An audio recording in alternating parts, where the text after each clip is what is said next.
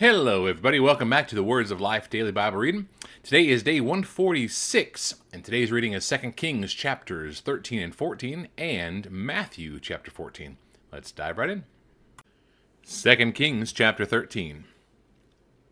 In the 23rd year of Joash, the son of Ahaziah, king of Judah, Jehoahaz, the son of Jehu, began to reign over Israel in Samaria, and he reigned 17 years. He did what was evil in the sight of the Lord, and followed the sins of Jeroboam the son of Nebat, which he made Israel to sin. He did not depart from them. And the anger of the Lord was kindled against Israel, and he gave them continually into the hand of Hazael, king of Syria, and into the hand of Ben-Hadad the son of Hazael. Then Jehoahaz sought the favor of the Lord, and the Lord listened to him. For he saw the oppression of Israel, how the king of Syria oppressed them. Therefore the Lord gave Israel a savior, so that they escaped from the hand of the Syrians, and the people of Israel lived in their homes as formerly. Nevertheless, they did not depart from the sins of the house of Jeroboam, which he made Israel to sin, but walked in them, and the Asherah also remained in Samaria. For there was not left to Jehoahaz an army of more than 50 horsemen, and 10 chariots, and 10,000 footmen, for the king of Syria had destroyed them, and made them like dust at threshing. Now the rest of the acts of Jehoahaz, and all that he did, and his might, are they not written in the book of the Chronicles of the kings of Israel? So Jehoahaz slept with his fathers, and they buried him in Samaria, and Joash his son reigned in his place. In the 37th year of Joash, king of Judah, Jehoash, the son of Jehoahaz, began to reign over Israel in Samaria, and he reigned 16 years. He also did what was evil in the sight of the Lord. He did not depart from all the sins of Jeroboam the son of Nebat, which he made Israel to sin, but he walked in them.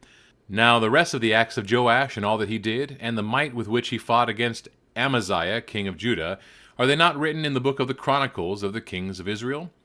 So Joash slept with his fathers, and Jeroboam sat on his throne. And Joash was buried in Samaria with the kings of Israel. Now when Elisha had fallen sick with the illness of which he was to die, Joash, king of Israel, went down to him and wept before him, crying, my father, the chariots of Israel and its horsemen. And Elisha said to him, take a bow and arrows. So he took a bow and arrows. Then he said to the king of Israel, draw the bow, and he drew it. And Elisha laid his hands on the king's hands. And he said, open the window eastward. And he opened it. Then Elisha said, shoot, and he shot. And he said, the Lord's arrow of victory, the arrow of victory over Syria, for you shall fight the Syrians in Aphek until you have made an end of them. And he said, take the arrows, and he took them. And he said to the king of Israel, strike the ground with them, and he struck 3 times and stopped. Then the man of God was angry with him and said, you should have struck 5 or 6 times. Then you would have struck down Syria until you had made an end of it. But now you will strike down Syria only 3 times. So Elisha died, and they buried him. Now bands of Moabites used to invade the land in the spring of the year. And as a young man was being buried, behold, a marauding band was seen, and the man was thrown into the grave of Elisha. And as soon as the man touched the bones of Elisha, he revived and stood on his feet. Now Hazael, king of Syria, oppressed Israel all the days of Jehoahaz. But the Lord was gracious to them, and had compassion on them, and he turned toward them, because of his covenant with Abraham, Isaac, and Jacob, and would not destroy them, nor has he cast them from his presence until now. When Hazael, king of Syria, died, Ben-Hadad his son became king in his place. Then Jehoash, the son of Jehoahaz, took again from Ben-Hadad the son of Hazael the cities that he had taken from Jehoahaz his father in war. 3 times Joash defeated him and recovered the cities of Israel. 2 Kings chapter 14. In the 2nd year of Joash the son of Joahaz, king of Israel, Amaziah the son of Joash, king of Judah, began to reign. He was 25 years old when he began to reign, and he reigned 29 years in Jerusalem. His mother's name was Jehoaddin of Jerusalem. And he did what was right in the eyes of the Lord, yet not like David his father. He did in all things as Joash his father had done. But the high places were not removed. The people still sacrificed and made offerings on the high places. And as soon as the royal power was firmly in his hand, he struck down his servants who had struck down the king his father. But he did not put to death the children of the murderers, according to what is written in the book of the law of Moses, where the Lord commanded, Fathers shall not be put to death because of their children, nor shall children be put to death because of their fathers, but each one shall die for his own sin. He struck down 10,000 Edomites in the valley of Salt, and took Selah by storm. He called it Joktheel, which is its name to this day. Then Amaziah sent messengers to Jehoash the son of Jehoahaz, son of Jehu, king of Israel, saying, Come, let us look one another in the face. And Jehoash, king of Israel, sent word to Amaziah, king of Judah, a thistle on Lebanon sent to a cedar on Lebanon, saying, Give your daughter to my son for a wife. And a wild beast of Lebanon passed by and trampled down the thistle.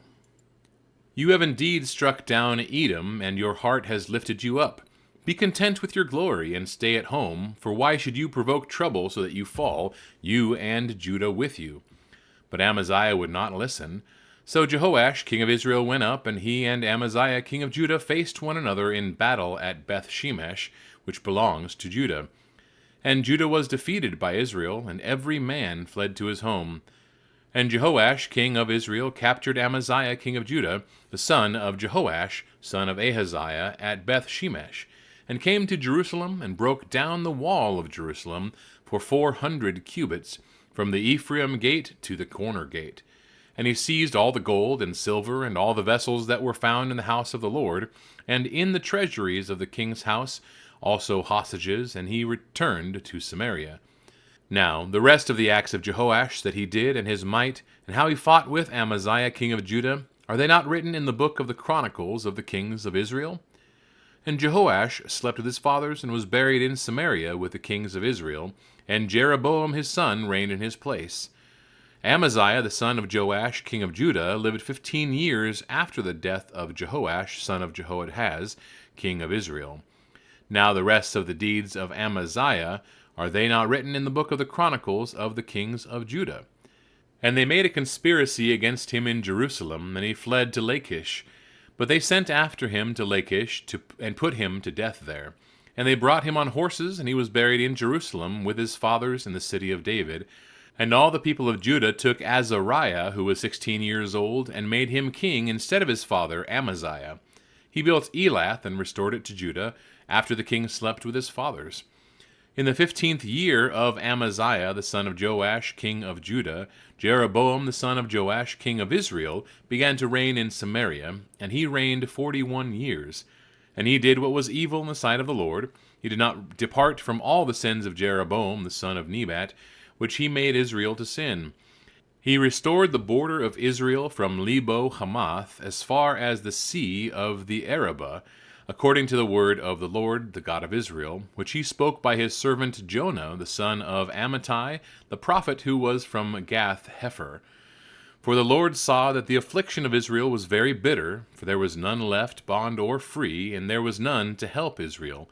But the Lord had not said that he would blot out the name of Israel from under heaven, so he saved them by the hand of Jeroboam, the son of Joash. Now, the rest of the acts of Jeroboam, and all that he did, and his might, how he fought, and how he restored Damascus and Hamath to Judah in Israel, are they not written in the books of the Chronicles of the kings of Israel? And Jeroboam slept with his fathers, the kings of Israel, and Zechariah his son reigned in his place. The book of Matthew, chapter 14. At that time, Herod the Tetrarch heard about the fame of Jesus, and he said to his servants, This is John the Baptist. He has been raised from the dead. That is why these miraculous powers are at work in him. For Herod had seized John and bound him and put him in prison for the sake of Herodias, his brother Philip's wife, because John had been saying to him, It is not lawful for you to have her. And though he wanted to put him to death, he feared the people, because they held him to be a prophet. But when Herod's birthday came, the daughter of Herodias danced before the company and pleased Herod, so that he promised with an oath to give her whatever she might ask. Prompted by her mother, she said, Give me the head of John the Baptist here on a platter. And the king was sorry, but because of his oaths and his guests he commanded it to be given. He sent and had John beheaded in the prison. And his head was brought on a platter and given to the girl, and she brought it to her mother. And his disciples came and took the body and buried it, and they went and told Jesus. Now when Jesus heard this, he withdrew from there in a boat to a desolate place by himself. But when the crowds heard it, they followed him on foot from the towns. When he went ashore, he saw a great crowd, and he had compassion on them and healed their sick. Now, when it was evening, the disciples came to him and said, "This is a desolate place, and the day is now over. Send the crowds away to go into the villages and buy food for themselves."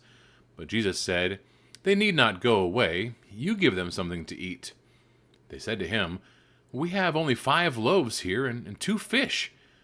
And he said, "Bring them here to me." Then he ordered the crowds to sit down on the grass, and taking the 5 loaves and the 2 fish, he looked up to heaven and said a blessing. Then he broke the loaves and gave them to the disciples. And the disciples gave them to the crowds. And they all ate and were satisfied. And they took up 12 baskets full of the broken pieces left over. And those who ate were about 5,000 men, besides women and children. Immediately he made the disciples get into the boat and go before him to the other side, while he dismissed the crowds. And after he dismissed the crowds, he went up on the mountain by himself to pray. When evening came, he was there alone. But the boat by this time was a long way from the land, beaten by the waves, for the wind was against them. And in the 4th watch of the night he came to them walking on the sea. But when the disciples saw him walking on the sea, they were terrified and said, "It is a ghost!" And they cried out in fear. But immediately Jesus spoke to them, saying, "Take heart, it is I, do not be afraid." And Peter answered him, "Lord, if it is you, command me to come to you on the water." He said, "Come." So Peter got out of the boat and walked on the water and came to Jesus. But when he saw the wind, he was afraid, and beginning to sink, he cried out, "Lord, save me!" Jesus immediately reached out his hand and took hold of him, saying, "O you of little faith, why did you doubt?" And when they got into the boat, the wind ceased. And those in the boat worshipped him, saying, "Truly you are the Son of God." And when they had crossed over, they came to the land of Gennesaret. And when the men of that place recognized him, they sent around to all that region, and brought to him all who were sick, and implored him that they might only touch the fringe of his garment, and as many as touched it were made well. All right, that wraps up our reading for today, everybody. Thank you so much for tuning in and reading God's Word together with me. I have always loved the passage in Matthew chapter 14, these couple of stories here, especially the fact that Peter rarely gets recognition for also walking on the water. Peter had enough faith, focused on Jesus. He walked on the water just like Jesus was. And yet, when he got distracted and looked away, and he got fearful, he looked into himself and lost his focus on Jesus. He then began to sink. And it's such a great parallel for our lives as well. Don't we also start to sink when we lose focus on Jesus?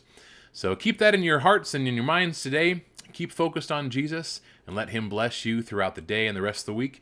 God bless, and we will see you tomorrow.